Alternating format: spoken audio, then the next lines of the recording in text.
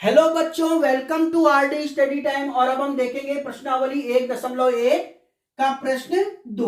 देखिए प्रश्न 2 है, पूर्णांकों के निम्नलिखित युग्मों के एलसीएम और एचसीएफ ज्ञात कीजिए।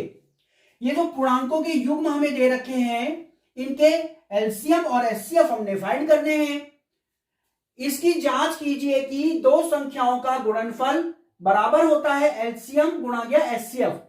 और हमने ये जांच भी करनी है कि इन संख्याओं का जो गुणनफल है वो इनके एलसीएम और एचसीएफ के गुणनफल के बराबर है।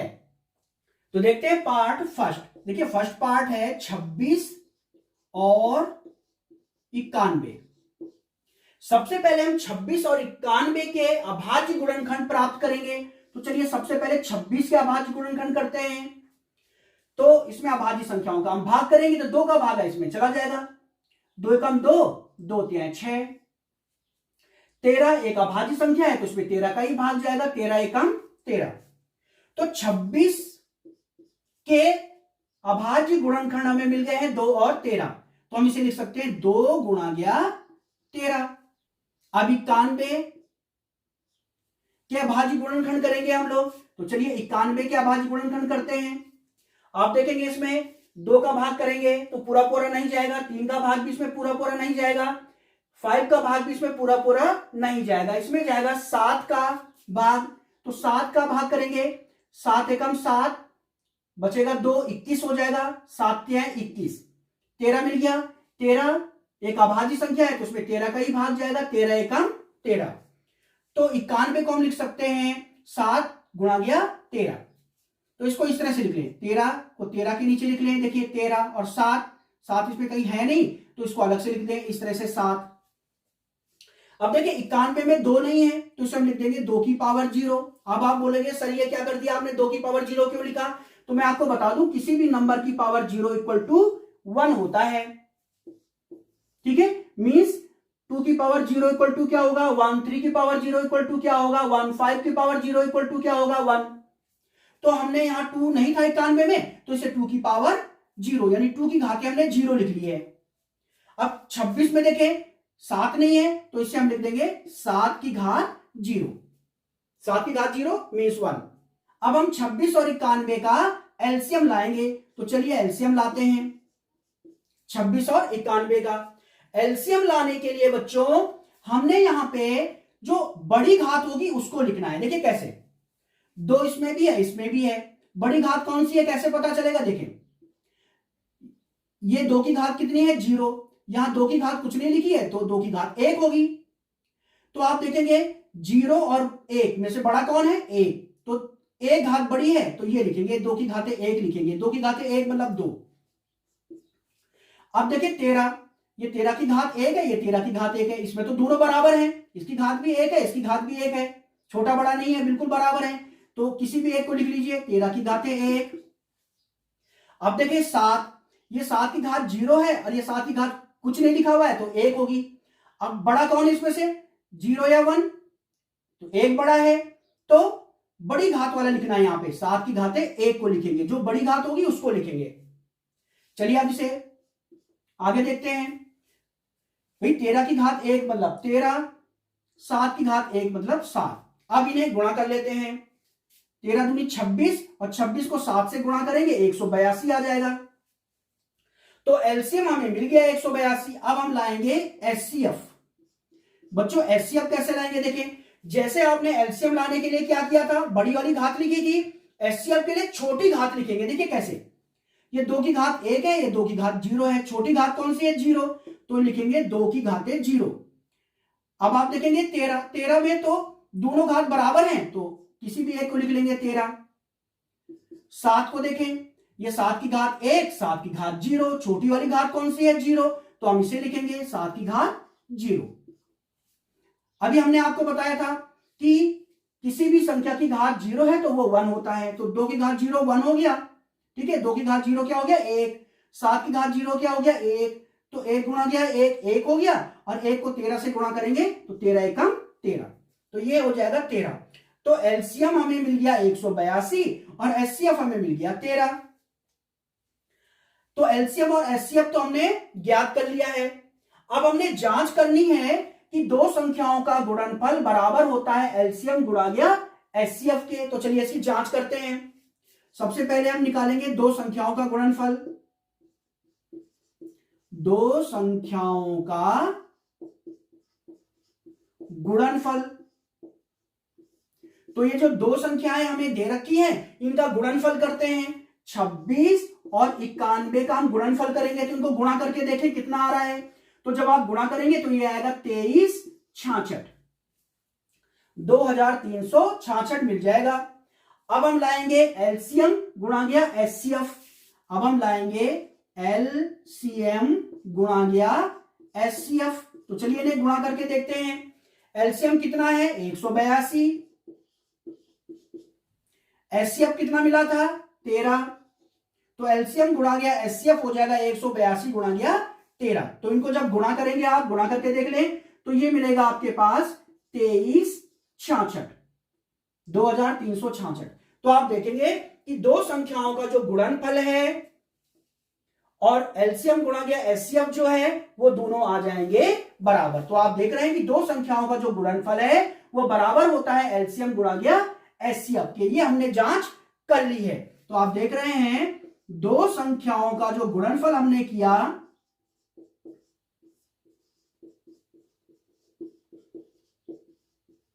वो बराबर आता है उनके एलसीएम और एचसीएफ के गुणनफल के। एलसीएम गुणन एचसीएफ, तो यही हमने जांच करनी थी कि दो संख्याओं का गुणनफल उनके एलसीएम और एचसीएफ के गुणनफल के बराबर आता है या नहीं। तो हम देख रहे हैं कि दो संख्याओं का जो गुणनफल है उनके एलसीएम और एचसीएफ के गुणनफल के बराबर आता है। तो ये था पार्ट फर्स्ट। अब हम देखते हैं पार्ट सेकेंड। अब देखते हैं पार्ट सेकेंड। तो सेकेंड पार्ट है 510 और 92। तो सबसे पहले हम इनका अभाज्य गुणनखंड करेंगे। तो 510 का अभाज्य गुणनखंड करते हैं। तो देखिए इसमें अभाज्य संख्याओं का भाग करते हैं। सबसे पहले 2 का भाग इस पे चला जाएगा तो 2 दूनी 4, बचेगा 1, ये 11 हो जाएगा। 2 पंचे 10, बचेगा 1, ये 10 हो जाएगा। 2 पंचे 10। अब इसमें 2 का भागा तो जाएगा नहीं, तो अगला भाज्य संख्या 3 है तो 3 का भागा करते हैं। तो ये हो जाएगा आपके पास 3 8 24, बचेगा 1, 15 हो जाएगा। 3 5 15। अब इसमें फिर से 3 का भागा करके देखते हैं। तो 3 दूनी 6, बचेगा 2, ये 25 हो जाएगा। तो 25 में तो 3 का भागा पूरा पूरा जाएगा नहीं, यानी 85 में 3 का भागा पूरा पूरा नहीं जा रहा है। तो 3 के बाद अगली अभाज्य संख्या है 5, तो इसमें 5 का भागा करते हैं। 5 एकम 5, बचेगा 3, ये 35 हो जाएगा। 5 सते 35, 17 मिल गया। तो 17 तो अभाज्य संख्या है तो इसमें 17 का ही भाग आ जाएगा। 17 एकम 17। तो आप देखेंगे कि 510 के अभाज्य गुणनखंड हमें मिल गए हैं 2, 3, 5 और 17। तो हम इसे इस तरह से लिख लेंगे 2 गुणा गया 3 गुणा गया 5 गुणा गया 17। अब हम 92 का अभाज्य गुणनखंड करेंगे। तो चलिए 92 के अभाज्य गुणनखंड करते हैं। तो इसमें 2 का भाग आ जाएगा।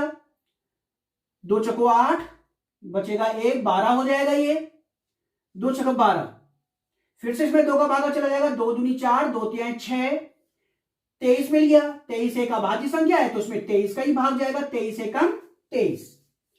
तो 92 के अभाज्य गुणनखंड हमें मिल गए हैं 2, 2 और 23। अब आप देखें 2 कितनी बार आया है, 2 बार आया है। तो हम इसे लिख सकते हैं 2 की घाते 2। तो हम इसे लिखेंगे 2 की घात 2 गुणा गया 23। अब 23 तो है नहीं, ठीक है, 23 को 23 के नीचे लिखना था ना हमने। 23 तो यहां है नहीं, तो 23 को यहां अलग से लिख लीजिए इस तरह से। ठीक है, मैं आपको बता दूं यहां पे 2 यहां 2 बार आया है। तो 2 कितनी बार आया है, 2 बार। तो इसे लिख देंगे 2 की घाते 2। 23 यहां पे किसके नीचे लिखना है भाई, 23 तो कोई है नहीं, तो 23 को अलग से लिख दिया मैंने। अब देखिए 92 में 3 नहीं है तो इसे लिख देंगे 3 की घाते 0। 5 नहीं है, 5 की घाते 0। इसमें 17 भी नहीं है तो 17 की घाते 0। मैंने आपको बताया था किसी भी संख्या की घाते 0 क्या होता है, 1। ठीक है, 510। अब 510 में देखें 23 नहीं है, तो इसे 23 की घातें लिख देंगे 0। आप यहां पे देख रहे हैं, देखिए जितने भी नंबर हैं उसके नीचे वही नंबर लिखा हुआ है। 2 के नीचे 2, 3 के नीचे 3, 5 के नीचे 5, 17 के नीचे 17, 23 के नीचे 23।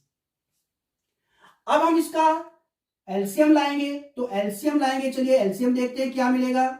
एलसीएम लाने के लिए बड़ी घात वाला नंबर लिखना है। देखिए ये 2 की घात कितनी है 2, ये 2 की घात कुछ नहीं है तो 1 होगा।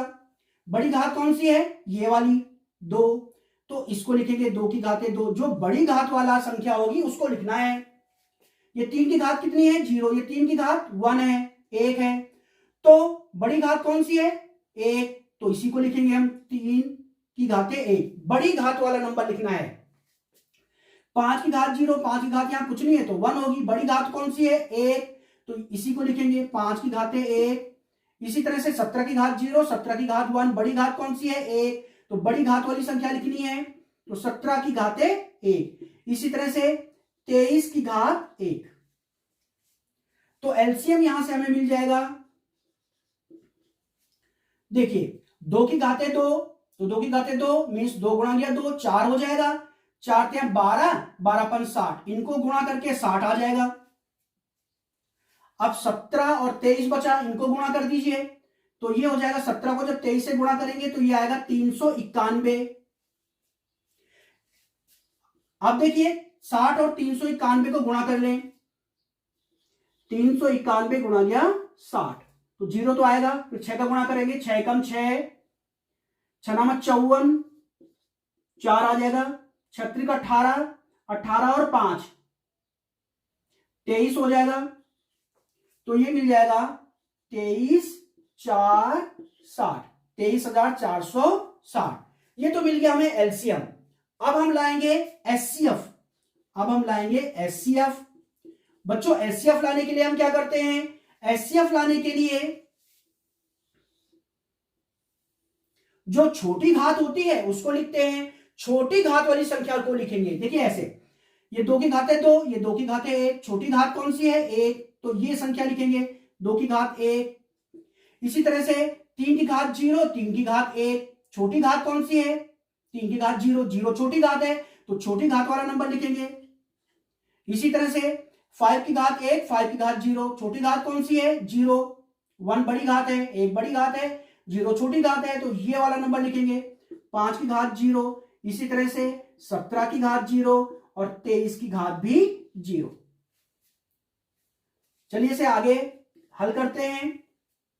देखिए 3 की घात 0 1 हो जाएगा, इसी तरह से 5 की घात 0 भी 1, 17 की घात 0 भी 1 हो जाएगा, 23 की घात 0 भी 1 हो जाएगा। तो 1 गुणा गया 1 गुणा गया 1 गुणा गया 1, कितना हो जाएगा 1।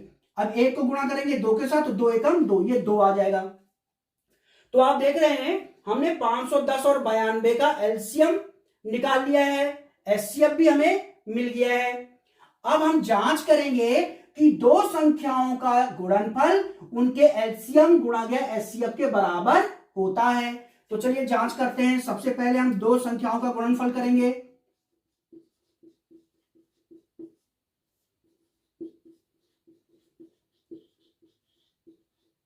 तो देखिए दो संख्याएं कौन कौन सी हैं, 510 और 92। तो 510 और 92 का हम करेंगे गुणनफल, इनको गुणा कर देते हैं। आप इन्हें गुणा करेंगे तो गुणा करके हमें मिलेगा ये 46,920। आप इसे गुणा करके देख लें। इसके बाद अब हम लाएंगे एलसीएम गुणा गया एचसीएफ, देखते हैं क्या मिलता है।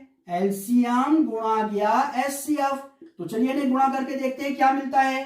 भाई एलसीएम कितना मिला था हमें, मिला था 23,460।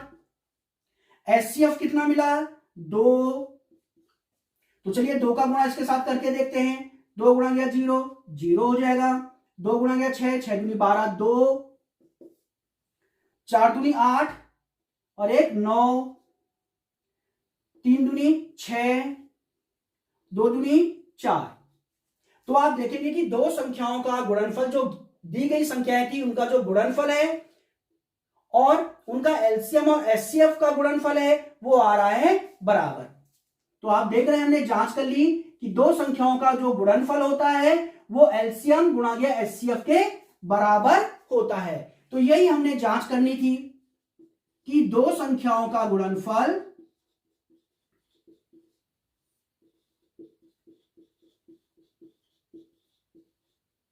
बराबर होता है एलसीएम गुणा एचसीएफ। तो यही हमने करनी थी जांच। तो ये था पार्ट सेकंड, और अब हम देखते हैं पार्ट थर्ड। अब देखते हैं पार्ट थर्ड। देखिए बच्चों, थर्ड पार्ट है 336 और 54।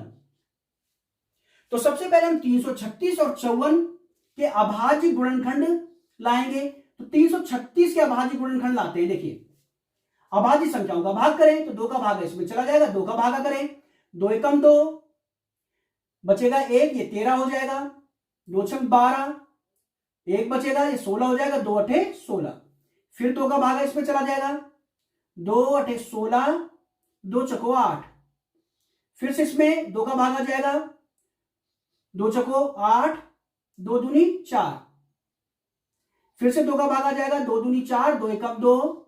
अब देखिए 21 में 2 का भागा तो जाएगा नहीं, तो अगली अभाज्य संख्या 3 है, 3 का भागा करेंगे, 3 सते 21 और 7 एकम 7। तो 336 के अभाज्य गुणनखंड हमने प्राप्त कर लिए हैं। अब हम देखिए यहां पे ध्यान दें, 2 गुणा गया 2 गुणा गया 2 को हम क्या लिख सकते हैं, 2 की घाते 4। कैसे? 2 कितनी बार आया है, 1 2 3 4, 4 बार आया है, तो 2 की घाते 4 लिख लेंगे इसे हम, गुणा 3 गुणा 7। अब हम 54 के अभाज्य गुणनखंड करेंगे। तो देखिए इसमें 2 का भाग आ जाएगा, 2 दूनी 4, बचेगा 1, ये 14 हो जाएगा, 2 सते 14। अब इसमें 2 का भागा तो जाएगा नहीं, 3 का भागा करेंगे, 3 9 27, फिर 3 का भाग आ जाएगा, 3 3 9, फिर 3 का भाग आ जाएगा, 3 एकम 3। तो 54 के अभाज्य गुणनखंड हमें मिल गए हैं 2 3 3 3। तो इसे हम इस तरह से लिख लेते हैं। देखो 2 तो ठीक है, 3 कितनी बार आया है, 1 2 3 बार आया है, तो इसे 3 की घाते 3 लिख लेंगे। तो ये है 2 और 3 की घाते 3, 2 और 3 की घाते है 3। अब देखिए 54 में 7 नहीं है, तो इसे लिख देंगे 7 की घात 0। अब हम 336 और 54 का एलसीएम लाएंगे। तो चलिए एलसीएम लाते हैं। एलसीएम लाने के लिए जो बड़ी घात वाली संख्या होती है उसको लिखते हैं। देखिए ऐसे, 2 की घात 4, ये 2 की घात 1 है, बड़ी घात कौन सी है, 4, तो बड़ी घात वाली संख्या लिखनी है ऐसे, 2 की घाते 4। इसी तरह से 3, ये 3 की घाते 3 है, ये 3 की घात 1 है, तो बड़ी घात कौन है, 3, तो बड़ी घात वाली संख्या है 3 की घाते 3। इसी तरह से ये 7 की घात 0 है, 7 की घात 1 है, तो बड़ी घात कौन है, 1, तो बड़ी घात वाली संख्या है 7 की घात 1। तो एलसीएम हमें मिल जाएगा यहां से 2 की घात 4, मतलब 2 को 4 बार गुणा कर लो, 2 की घात 4 मतलब 2 को 4 बार गुणा करना है भाई, 1 2 3 4, 2 दूनी 4, 4 दूनी 8, 8 दूनी 16, ये तो हो जाएगा 16। 3 की घात 3, 3 को 3 बार गुणा कर लो, 3 3 9, 9 3 27, तो ये तो हो जाएगा 27, गुणा गया 7। इन्हें गुणा करेंगे तो मिलेगा हमें 30 24, तो इनको गुणा करके हमें मिल गया है 3024। अब हम लाएंगे 336 और 54 का एचसीएफ।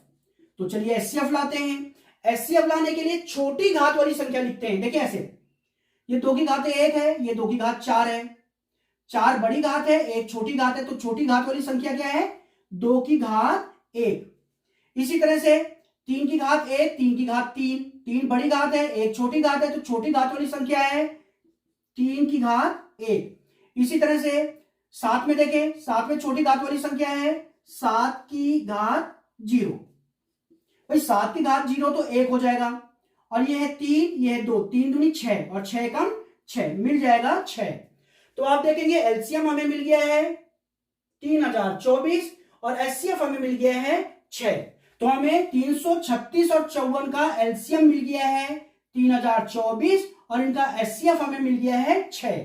अब हम जांच करेंगे कि इन संख्याओं का गुणनफल बराबर है एलसीएम गुणा गया एचसीएफ के। तो देखते हैं, सबसे पहले हम करेंगे दो संख्याओं का गुणनफल।